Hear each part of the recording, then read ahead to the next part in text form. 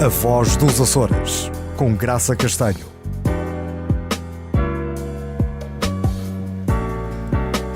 Neste programa vamos estar à conversa com o professor José Carlos Pereira, com vasta experiência na docência e na dinamização de projetos educativos, quer nos Açores, quer na União Europeia.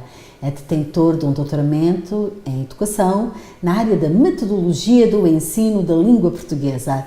Bem-vindo, é um prazer muito grande tê-lo aqui connosco, caro colega José Carlos Pereira. Eu começava por lhe perguntar que projetos são esses que dinamiza junto da União Europeia?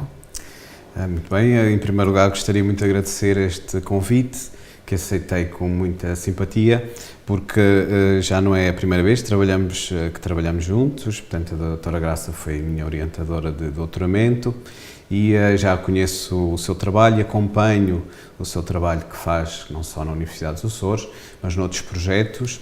E reconheço-lhe muito mérito e por isso mesmo também aceitei este convite. Respondendo à sua pergunta... Sobre os projetos que desenvolve na União Europeia. Muito bem. Portanto, nós nas escolas podemos todos os anos formar clubes europeus com os nossos alunos. E esses clubes são integrados numa rede nacional de clubes europeus que lançam todos os anos desafios às escolas, lançando também um tema, apresentando um tema para trabalharmos e depois de fazermos a planificação e a candidatura, o Ministério da Educação seleciona as melhores planificações e atribui um financiamento. Então tem sido bafejado pela sorte, porque os seus projetos de há uns anos esta parte têm sido sempre selecionados. Há quantos anos é que vai com os seus alunos ao espaço europeu? Muito bem, este é o sexto projeto. Nós recebemos já há 2 semanas a classificação deste ano letivo, 2017-2018, e estamos nos 10 primeiros clubes a nível nacional. Portanto, o Clube Europeu da EBA de Arrifes está nos melhores clubes a nível nacional. Qual é o tema para este ano? Este ano, o tema lançado pelo Ministério tem a ver com o Ano Europeu do Património Cultural e nós criámos na escola, tendo em conta esse grande tema, um subtema, Património Cultural Europeu, a nossa memória e a nossa identidade. E é com base nesse projeto que estamos já a desenvolver algumas atividades, algumas já se realizaram, e outras estão ainda em fase de realização. Os vossos projetos incidem sobre as especificidades dos Arrifes ou sobre as especificidades dos Açores? Os projetos têm de partir, obviamente, da experiência e dos contextos educativos nos quais se desenvolvem. Nós partimos de atividades que estão próximas da realidade dos alunos, para que eles compreendam e percebam e que possam, de certa forma, também intervir nas dinâmicas europeias, mas não se fecha, portanto, o projeto europeu e esta abertura da escola, não só à região, ao país e à União Europeia, é o que tem sido um dos fatores de sucesso do projeto, porque abre a escola, portanto este projeto é um projeto que abre a escola à sociedade, no fundo. E tem partido com quantos alunos? Nós temos... Há sempre um número fixo ou... Nós abrimos as candidaturas, os alunos inscrevem-se, nós temos uma média de 20 a 30 alunos todos os anos.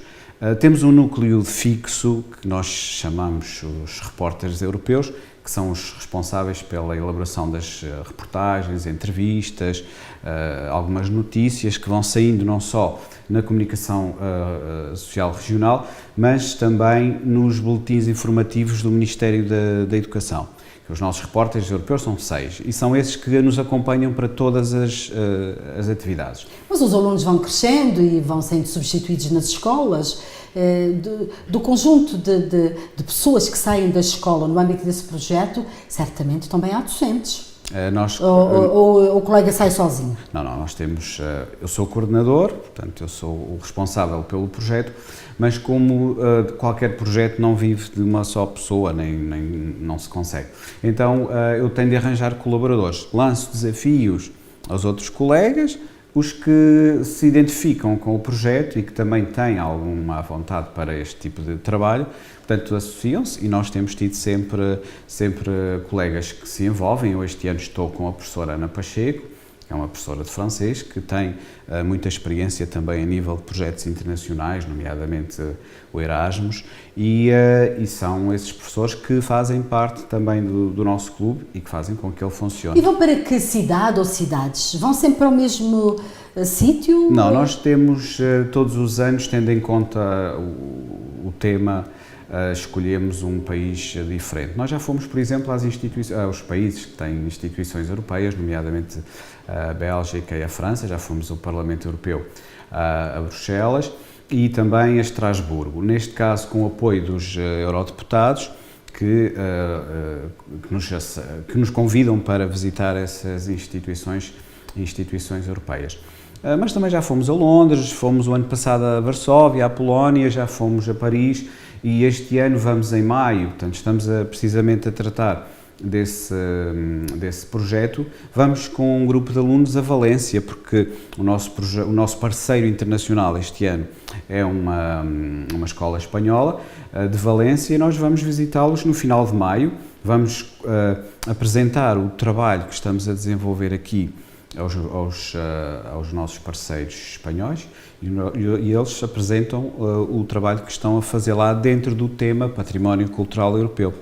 A semana passada há 2 semanas, fomos ao Alentejo, com um intercâmbio também com o Clube Europeu da Escola Secundária de Montemor, que esteve cá esta semana, precisamente para trabalharmos o património cultural numa perspectiva da pré-história. Como não temos monumentos megalíticos nos Açores, precisávamos de complementar essa parte do nosso trabalho, património cultural europeu, desde a pré-história até aos nossos dias. Portanto, essa parte está feita. O financiamento garante uma estada completa ou, pelo contrário, a própria escola tem que se organizar com dinâmicas para conseguir mais dinheiro para fazer face aos custos da viagem e do alojamento e da alimentação? Pois, o financiamento é sempre um problema, porque as escolas, como sabe, não têm muitas verbas. Não têm orçamento para essas viagens. Exatamente. Portanto, nós não recebemos fundos da escola, portanto, gostaria de esclarecer esse assunto aqui. Nós não recebemos fundos escolares. O nosso financiamento é, sobretudo, através do concurso nacional de financiamento dos clubes europeus, que, posicionando os melhores clubes, atribuem uma verba maior. Neste caso, recebemos uma verba desse financiamento. O outro financiamento tem que ser com apoios que nós pedimos às instituições, e nós temos tido nos Açores, felizmente, muito apoio do Governo Regional dos Açores, através da Secretaria Regional da Presidência para as Relações Externas, que nos tem apoiado desde o primeiro projeto que nós fazemos. Depois fazemos outros pedidos, nomeadamente à Junta de Freguesia de Arrifes, até entidades privadas que, sabendo e que reconhecendo a qualidade do nosso trabalho, porque nós temos de apresentar também a planificação às pessoas para as quais estamos a pedir apoio, senão não dão, não é? E ao ver que temos um projeto de qualidade, dão-nos o apoio que podem, nesse sentido. No entanto, não chega para levar, por exemplo, alunos ao estrangeiro, este tipo de apoio. Os pais muitas vezes também ajudam, e nós fazemos de angariação de fundos, como todos os projetos fazem e sobrevivem por aí, porque nós não temos verbas. E depois com muito boa vontade, porque os pais veem que os alunos estão motivados neste projeto. A sociedade reconhece também valor e qualidade ao projeto. Juntando tudo isto, nós conseguimos sempre, com muitas dificuldades, porque, como se sabe, viajar, se temos muito dinheiro, fazemos muitas coisas. Se temos pouco, fazemos o que podemos. E neste caso das Mas viagens... certamente são sempre bem recebidos. Muito bem recebidos. E quem vos acolhe tem sempre também atividades a propor. Exatamente. A dinâmica deve ser interessantíssima. Que repercussões é que essas viagens têm na vida dos alunos açorianos? Eu costumo dizer que estou neste projeto precisamente por ver que ele tem, o principal objetivo tem a ver com essa motivação dos alunos. E nós vivemos em ilhas, e apesar de tudo o que existe ainda hoje, de abertura das comunicações, dos transportes, que estão muito melhores do que há uns anos atrás, viver em ilhas implica realmente dificuldades de saída. E proporcionar isso aos jovens a partir da escola é uma mais-valia. E proporcionar isso a jovens que têm dificuldades, porque os nossos jovens não são escolhidos por terem meios financeiros para as viagens, eles inscrevem-se porque querem e nós o critério não é esse.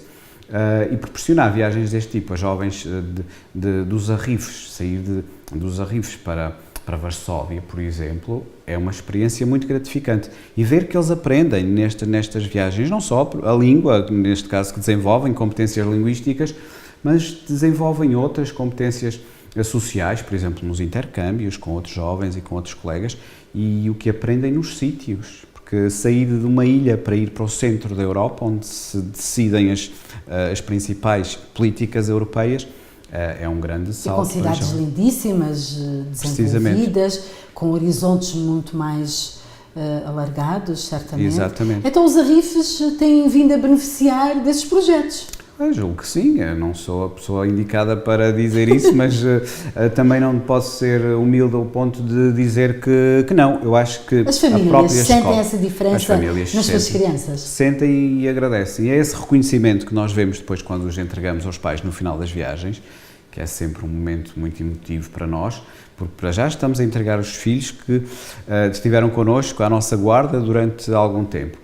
E ver os pais contentes porque os filhos estão felizes e porque aprenderam, porque no fundo isto também é uma aprendizagem, não são viagens de turismo, eles têm de aprender e têm de fazer relatórios, diários de bordo, preencher fichas e fazer trabalhos. E intervir.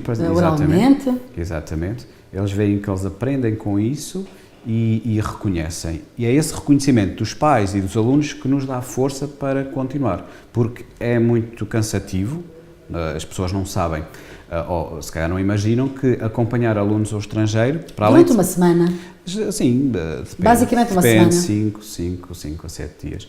É uma grande responsabilidade da nossa parte, porque nós ficamos 24 horas com a responsabilidade parental de acompanhamento. Aliás, os pais têm de preencher uma declaração reconhecida pelo notário que autorizam o seu educando a ser acompanhado por outro adulto que obtém poderes de acompanhamento parental. Portanto, no fundo, nós somos os pais substitutos, porque estamos lá.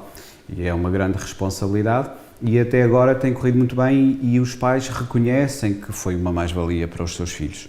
Aliás, nós temos tido experiência de pessoas que querem continuar no clube de ano para ano e os alunos continuam e não querem sair. E quando vão para a escola secundária, porque a nossa escola só tem aulas até o 9º ano, e quando vão para o 12º ou para outra escola, dizem que pena, não sei se há clube europeu lá na outra escola para eu poder participar, fico com pena. Isso deve ser um critério para selecionar a escola secundária, não? Não sei. A União Europeia está desde sempre empenhada neste exercício de dar a conhecer os diferentes países que integram a União Europeia aos jovens desses países que a compõem. Esse é um projeto bem sucedido. Na sua opinião, ainda há muita coisa para fazer para dar a conhecer a União Europeia? Esses jovens atuais sentem-se cidadãos e cidadãs da União Europeia? Ou os países ainda estão muito fechados dentro das suas fronteiras, com as suas idiosincrasias, e não há essa expansão de que tanto se fala? Não, eu acho que a nível dos jovens, a União Europeia está muito bem dinamizada. As políticas europeias, não sei se pelas políticas europeias, mas acho que sobretudo e principalmente pelo espírito europeu que se vive através dos jovens. Os jovens identificam-se muito com o projeto europeu. Basta ver algumas eleições realizadas a nível europeu em que os eurocéticos são sobretudo adultos mais de uma determinada geração. Os jovens não, os jovens querem estar na União Europeia, nós podemos ver isto, por exemplo, com os resultados do referendo no Reino Unido.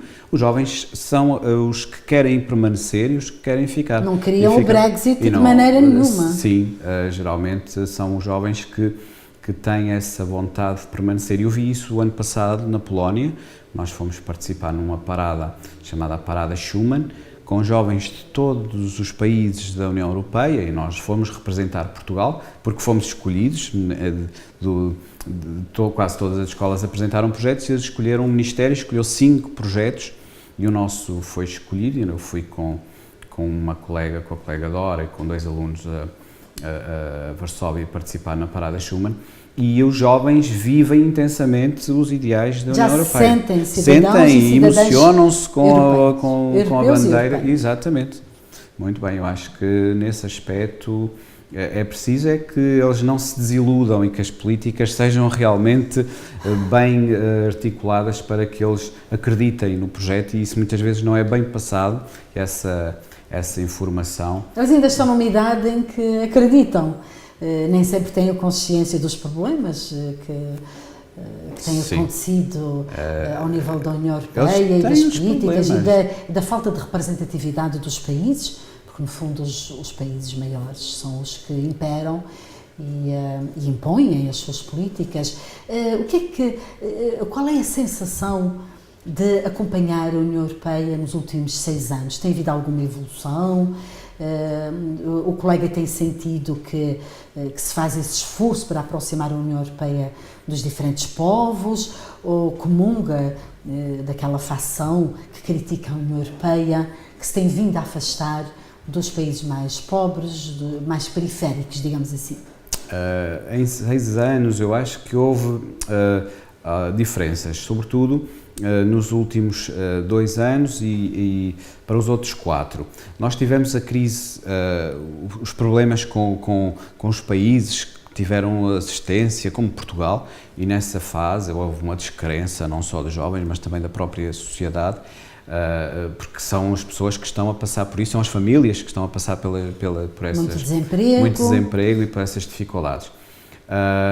Nós agora estamos a retomar novamente, sobretudo devido às votações de determinados países, as eleições de determinados países. Eu acho que não há maiorias? E que não há maiorias, mas também foi uma alerta, sobretudo para os políticos europeus, que nesta linha não era possível, a linha da Europa do dinheiro, do financiamento, da dívida, dos déficits, etc.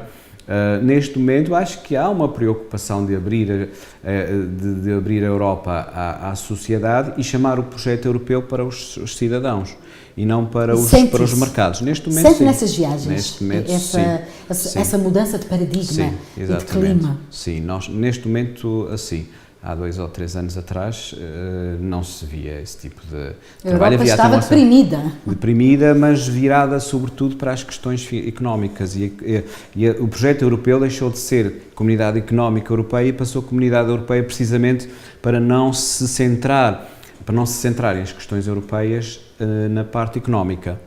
E apesar de terem mudado o nome, a Europa continuava, a Europa dos subsídios, dos financiamentos, dos ajustes financeiros dos vários países, e esse não é o projeto dos jovens. Os jovens querem, obviamente, uma economia forte a nível europeia, mas eles identificam-se mais, se calhar, com os valores, com o facto de sermos um continente, de andarmos com o cartão de cidadão por todo o lado, de viajarmos, de irmos fazer intercâmbios com projetos como, por exemplo, o Erasmus. Com a mesma moeda. Facilita também. Exatamente. Nesse caso, acho que mobilidade. Estamos a retomar, digamos assim, este princípio. O colega José Carlos aconselha os professores e as professoras nas escolas a candidatarem-se a este tipo de projeto. É muito difícil a organização.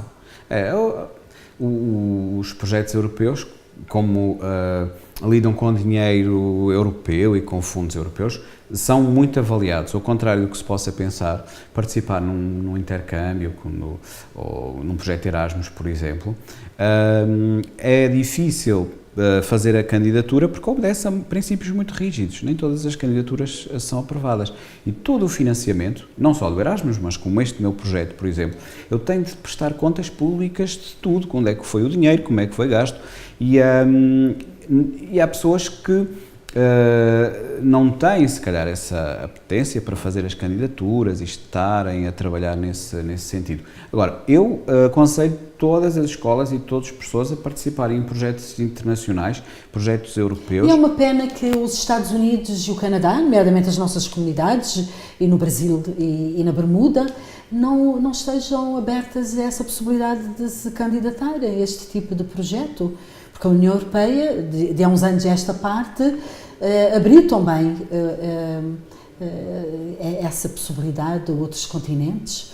Tem conhecimento desse interesse vindo de países outros para além da União Europeia? Sim, nós temos, já tivemos até a possibilidade de fazer projetos com o Canadá e com os Estados Unidos ou com o Brasil.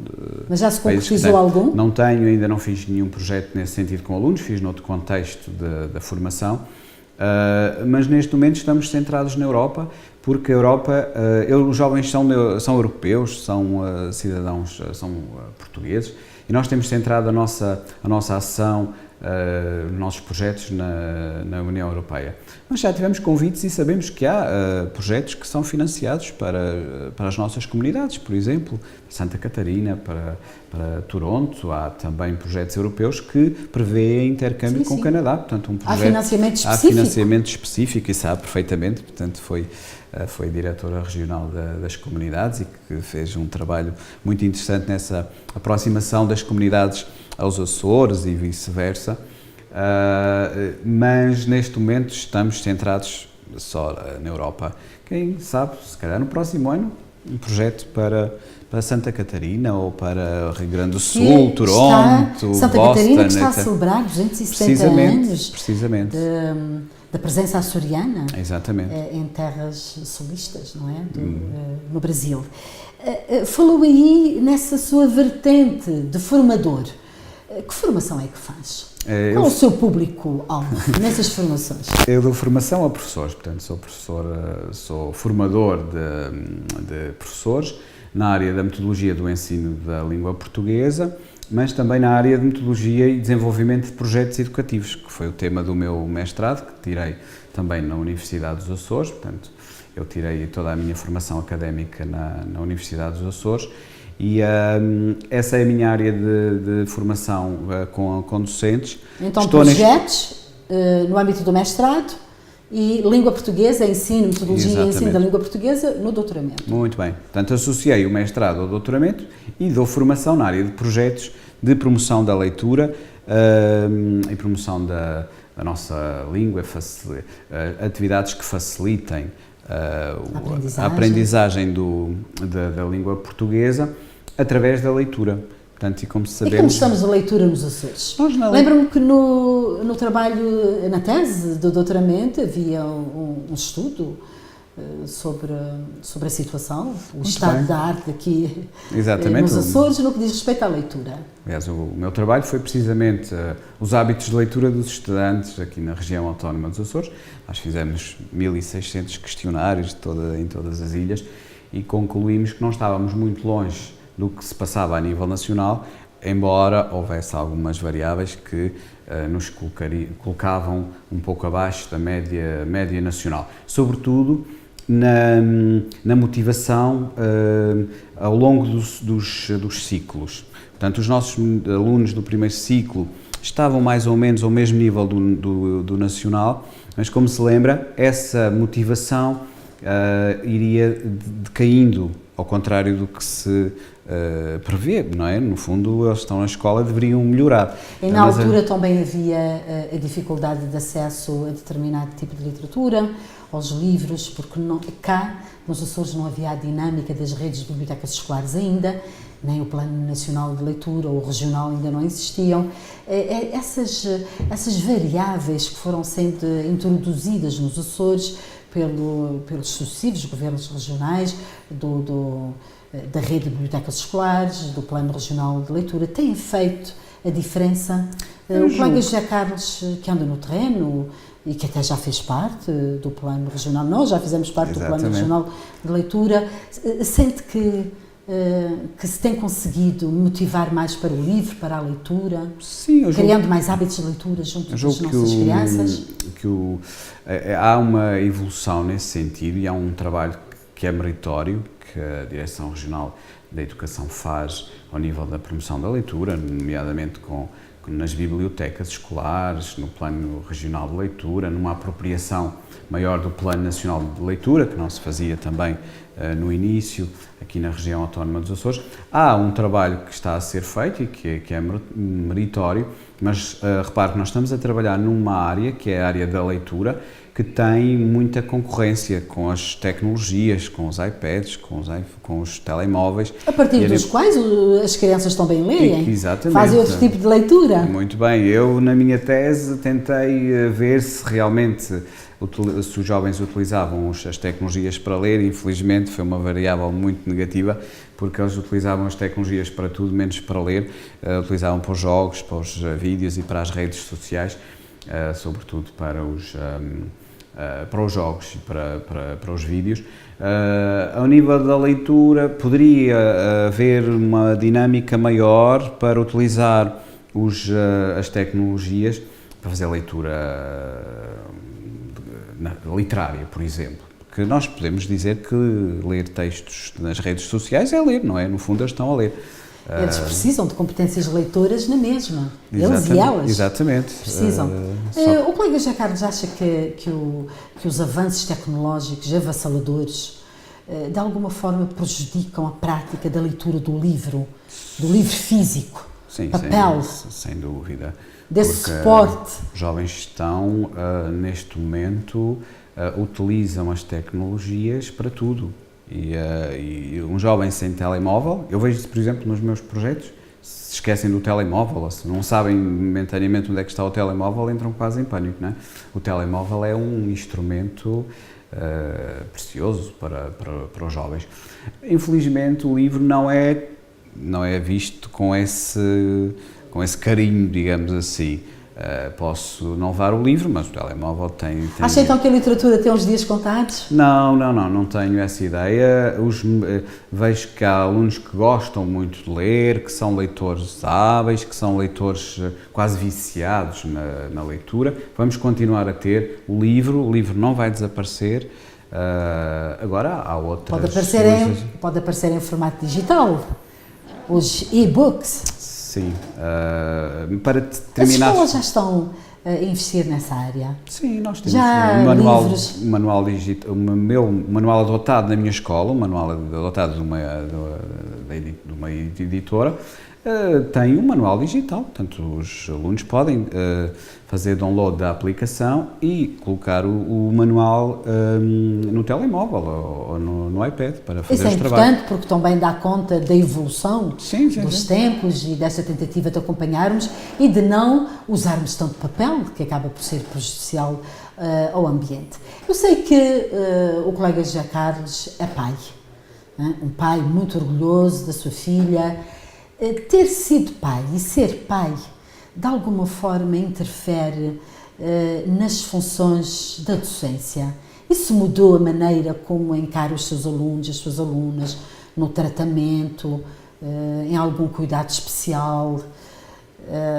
O ter sido pai não tem nada a ver com ser professor? Nós não podemos separar as coisas. Portanto, eu sou pai, sou professor. Em casa, ela diz que não sou professor, portanto, que eu não lhe posso estar a ensinar, porque os alunos, os professores é que sabem tudo, portanto, eu como não sou professor dela, a minha professora diz que é assim.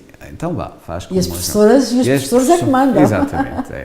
Eu também gosto, como professor, que os meus alunos digam isso em casa. Não, mas o meu professor diz que é assim. Isso é saudável. Agora, houve aspectos que eu, como pai, portanto, a minha filha está no 3º ciclo, fui valorizando porque via em casa, não é? E isso é também uma aprendizagem. E houve coisas que eu mudei na minha prática letiva porque via como é que a minha filha aprendia melhor. Embora não seja fundamental, porque há muitos colegas que não têm filhos e são ótimos profissionais.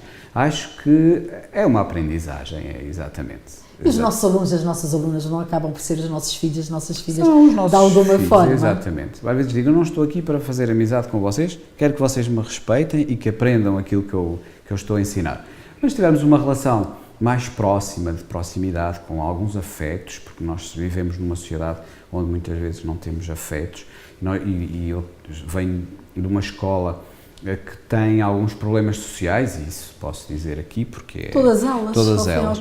E nós vemos alunos que têm dificuldades, muitas dificuldades familiares, e falta muitas vezes de carinho e afetos e atenção, porque as sociedades às vezes exigem tanto das pessoas que não têm tempo para aquilo que realmente interessa. E o próprio espaço educativo fica também impessoal, exatamente, nem sempre corresponde. Daí o professor às exigências. vezes ser não digo um familiar, mas uma pessoa próxima que ajuda e que está ali e que orienta para a vida. E que acompanha, não é? Cuja primeira missão é mesmo ajudar os nossos alunos a serem felizes e a serem bem-sucedidos. Ora, não podíamos terminar com palavras mais bonitas, mais promissoras e cheias de esperança no futuro e nas novas gerações. Cabe-me agora despedir-me dos nossos telespectadores, das nossas telespectadoras, com um forte abraço aqui dos Açores, a partir dos estúdios da SMTV em Ponta Delgada, e não se esqueçam, sejam felizes!